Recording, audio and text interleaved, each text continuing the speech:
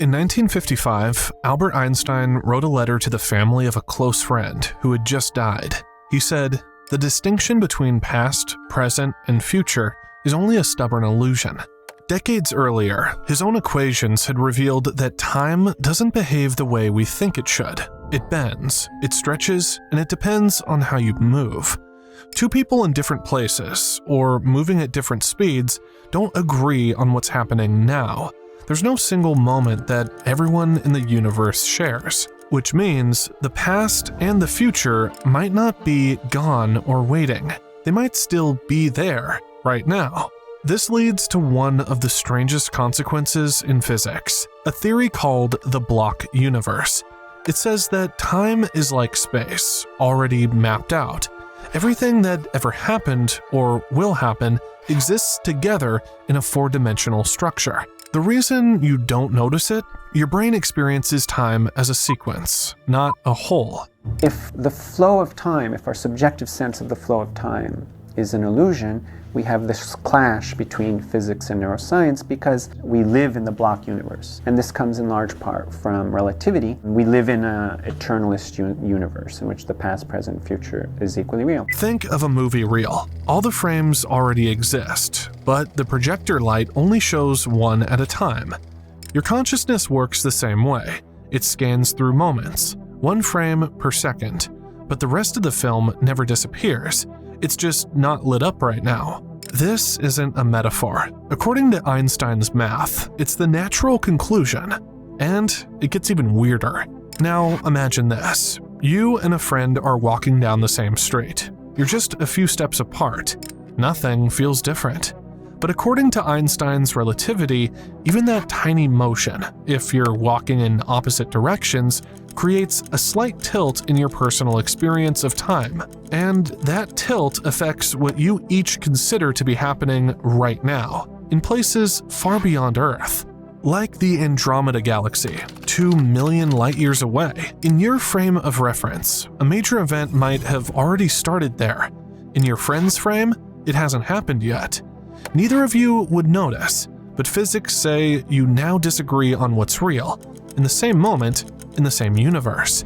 That's the Andromeda Paradox. What is the Andromeda Paradox? Well, the Andromeda Paradox is the fact that if you and I are looking at Andromeda, 2.5 million light years away, then what happens is, suppose you're sitting in your chair and I'm running by, and at the second I run by you, we both look up at Andromeda.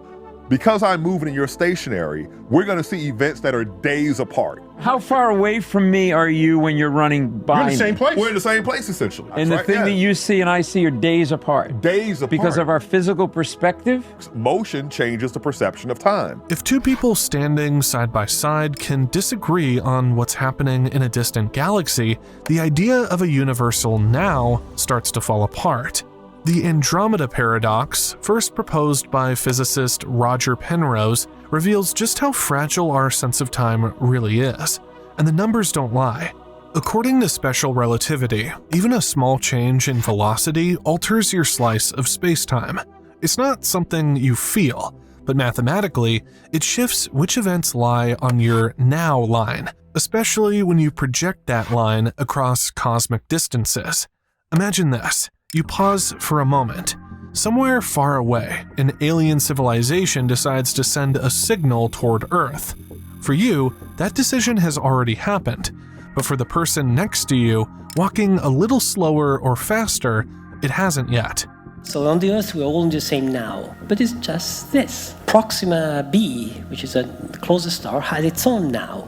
There's no sense of putting them together. You can send signals from one to the other, signal back, but in between there is no way of saying, there's no meaning of now. And in fact, people work in general relativity, theoreticians work in general relativity, study solution of Einstein equation, they know very well that there's this four-dimensional solution, there is no preferred now, no objective now that you can pick up. It's easy to dismiss these effects as theoretical, but they're real, and they've been measured.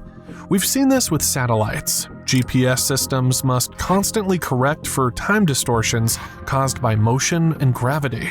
Without Einstein's adjustments, your location would be off by miles in just a day. And if those shifts matter over 20,000 kilometers, imagine the implications across light years. So when we say the future already exists, we're not talking philosophy. We're describing a structure where every event, your birth, your death, your next decision, is already part of the landscape. The question is, which part are you standing in? This doesn't mean you're frozen, but it does mean that your experience of time is a narrow beam, moving through a vast four-dimensional territory.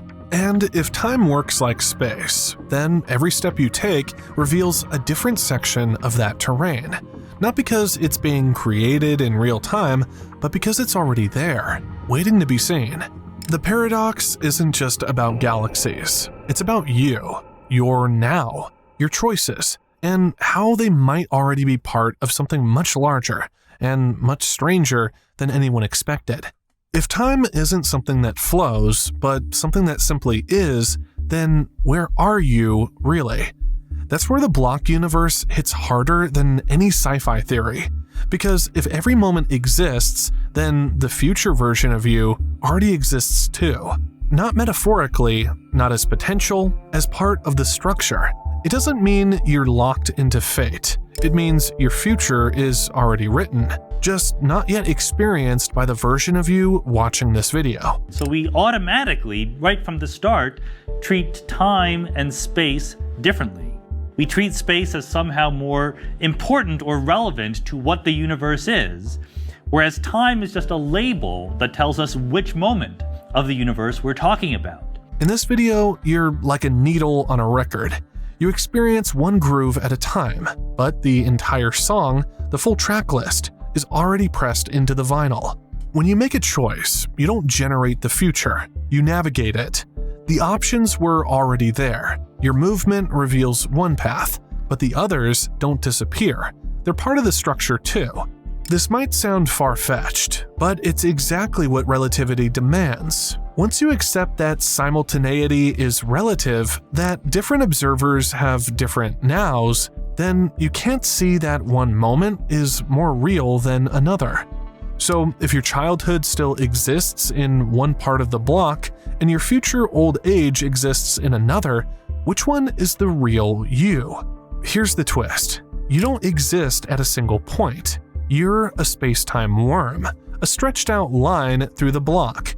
Every version of you, every thought, every breath is encoded along that thread. And from a higher perspective, one outside of time, you'd look like a full shape, not a moving point. This view isn't limited to fringe theorists. It's been part of mainstream physics for decades, but few people realize what it really implies.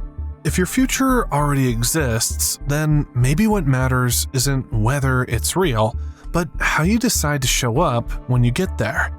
And maybe that future version of you is already watching, waiting for you to catch up. Stay with me, because next, we'll take this idea even further. In the block universe model, when you make a decision, you don't erase the paths you didn't take. They still exist, just in different coordinates of space-time. This isn't metaphysics. It's how branching timelines behave in certain interpretations of quantum mechanics, like the Everett or many worlds theory. But let's stay grounded. Even if only one version of reality unfolds in your experience, the others don't vanish. They're still part of the block, like rooms in a hotel you didn't check into. They're there, just not yours.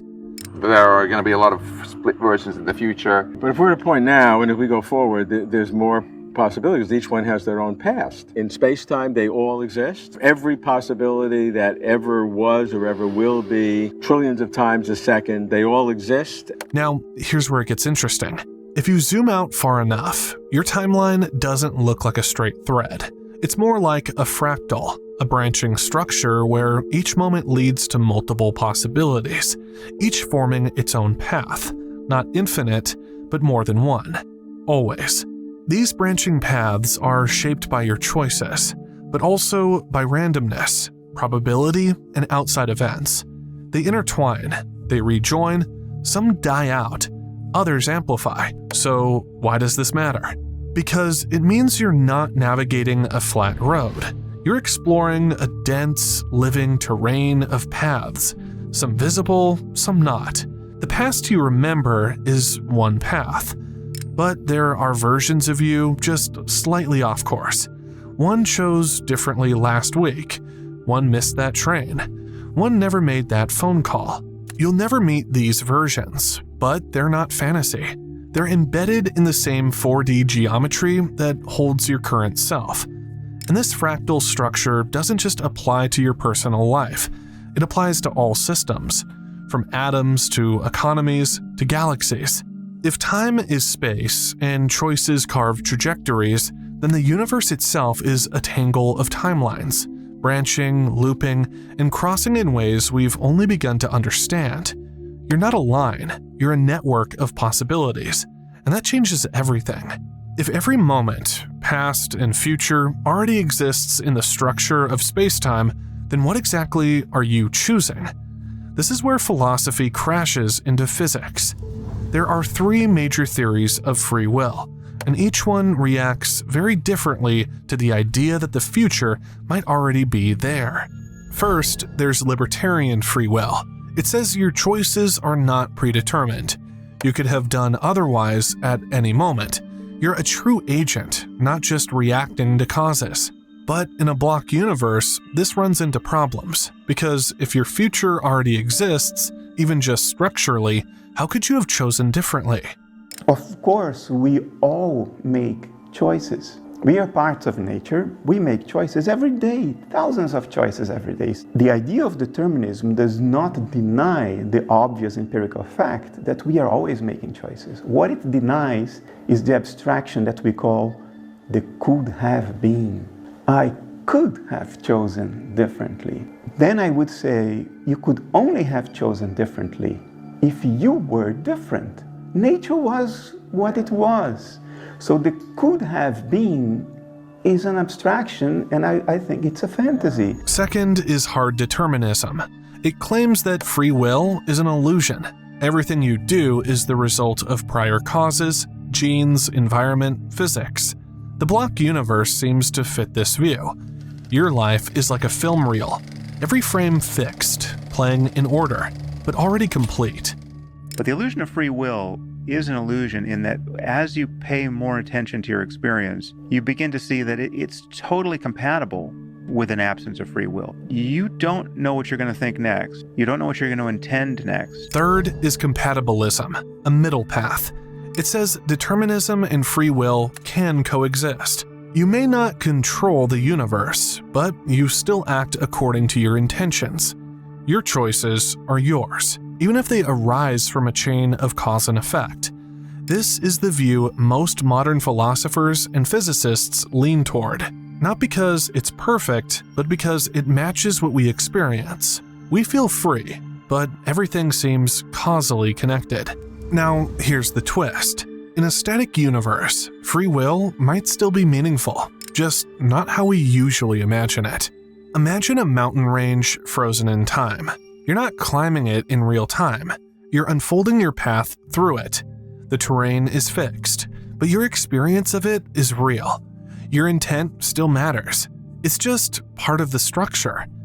We recognize that every decision is, in fact, at the level of particles, nothing but those particles coursing through our minds and going this way or that, resulting in us saying either yes or no, or going left or right. There is no justification for the intuition that we are the ultimate authors of our actions, that we can somehow supersede the strings that are pulling us that are governed by the equations of physics. So, are you choosing freely, or just discovering the version of you that already chose?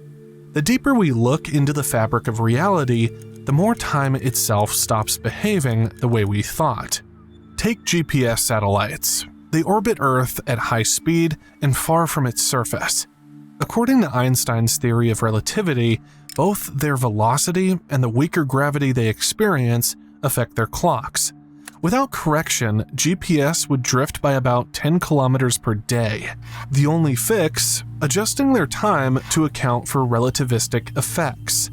The GPS satellites orbit higher than our space station. That is far enough away from Earth's source of gravity for them to have a measurably different space-time condition. We pre-correct the time signal from the GPS satellites so that by the time the time reaches us, well, it's been properly corrected and it matters to us and our space-time continuum, not the one that's in middle Earth orbit. Oh my goodness. That's not science fiction. That's your phone, working right now. Because time bends. This bending happens in two ways. First, gravitational time dilation. The stronger the gravity, the slower time ticks. Astronauts on the International Space Station actually age slightly slower than people on Earth. Second, velocity-based time dilation. The faster you move, the more time stretches for everyone else. Both were proven in 1971, when atomic clocks were flown around the world on military jets. When compared to identical clocks on the ground, they disagreed, exactly as relativity predicted. Now, here's where it connects to the block universe. If time can stretch, slow down, or accelerate depending on your position and motion, then there is no single, universal now. Each observer carries their own timeline, and that means the idea of a moving present, something sweeping forward through time, isn't real.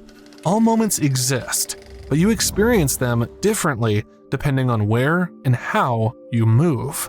In relativity, in Einstein's point of view, there is no such thing as one moment of time all throughout the universe that everybody agrees on. To Einstein, space and time are combined into space-time, but space by itself and time by itself are not absolute. This is the foundation of the block universe. Space-time as a four-dimensional structure where events don't happen, they just are. Now, layer in quantum entanglement. Two particles, separated by vast distances, can instantly reflect each other's state. Einstein called it spooky action at a distance, but it's been confirmed repeatedly. And it raises a serious question. If information updates instantly beyond the limits of space, what does that say about time? It suggests time isn't the primary framework. It's emergent, a side effect of how we interact with the block, not how the block itself functions. You've never really moved through time. You've only moved through coordinates.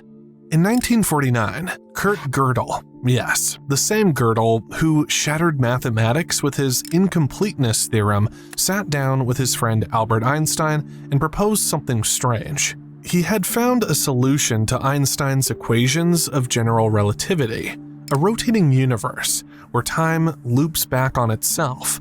In this model, you could theoretically travel into your own past, not with a machine, but as a consequence of how space-time bends and twists.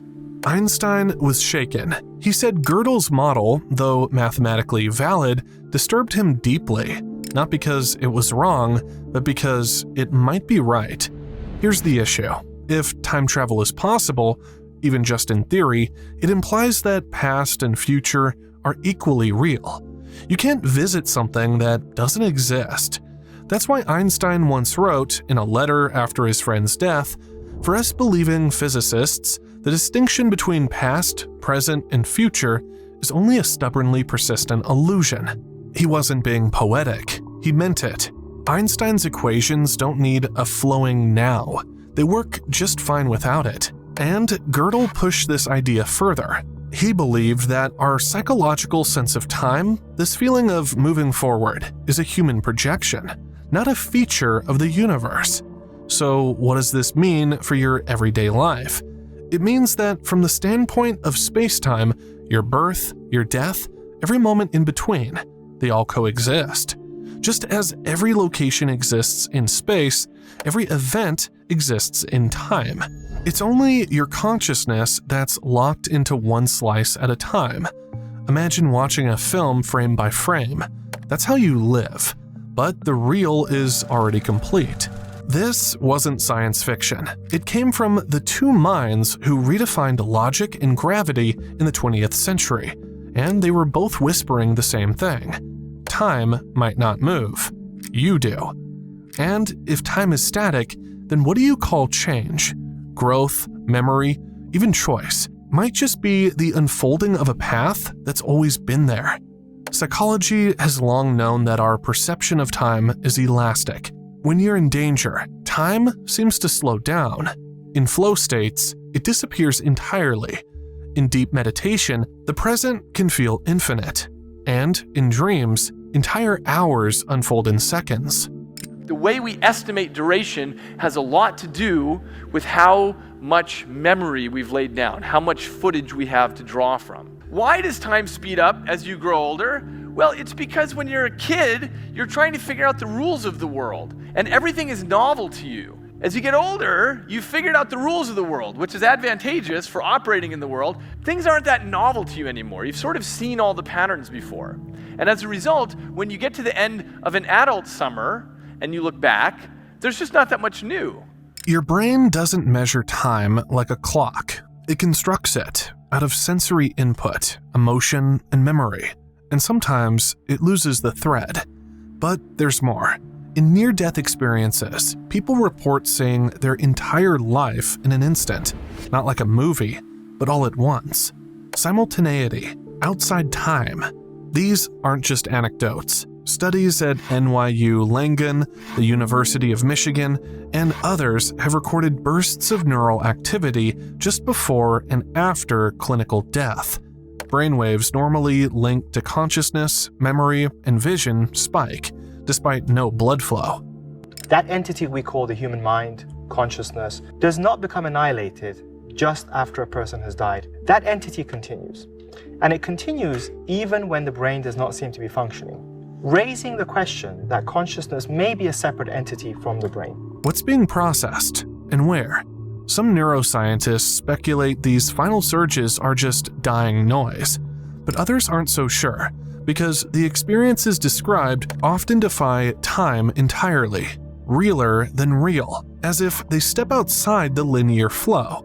And then there's psychedelics. Under the influence of DMT or psilocybin, subjects report the same thing. Time fractures. Seconds stretch. Hours collapse. Some even claim to exist outside of time entirely.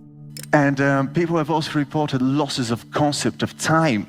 And that's something that you can't really put into words and just explain to people, I can't feel time anymore. It's mind-blowing what happens to your brain when you take the time perception out of the equation. This doesn't prove the mind exists outside space-time, but it points to something strange. Your sense of time can dissolve, yet you still exist. Maybe the mind is less like a clock and more like a spotlight, moving through a structure it didn't create. And if the universe is a block, maybe consciousness is what animates it. But those moments, when time stretches or collapses, might not just be distortions. They might be something else entirely. Think about déjà vu, that eerie flash where everything feels familiar, like you've already lived it, not imagined, remembered, only from when? And then there are the dreams, vivid, random, forgotten, until they play out days later, detail for detail. Or that strange gut feeling you can't explain, right before something happens. If time is a block, if every moment already exists, then maybe these aren't accidents. They're leaks. Little glimpses of frames you're not supposed to see yet. You're not predicting the future, you're brushing up against it. And for a second, your mind steps outside the stream. Not fiction, not fantasy, just evidence that consciousness might not be sealed to now. And what comes next might be the most convincing proof yet. Watch closely, because this next video shows real-world cases and experiments that suggest the future isn't waiting to happen. It's already happened.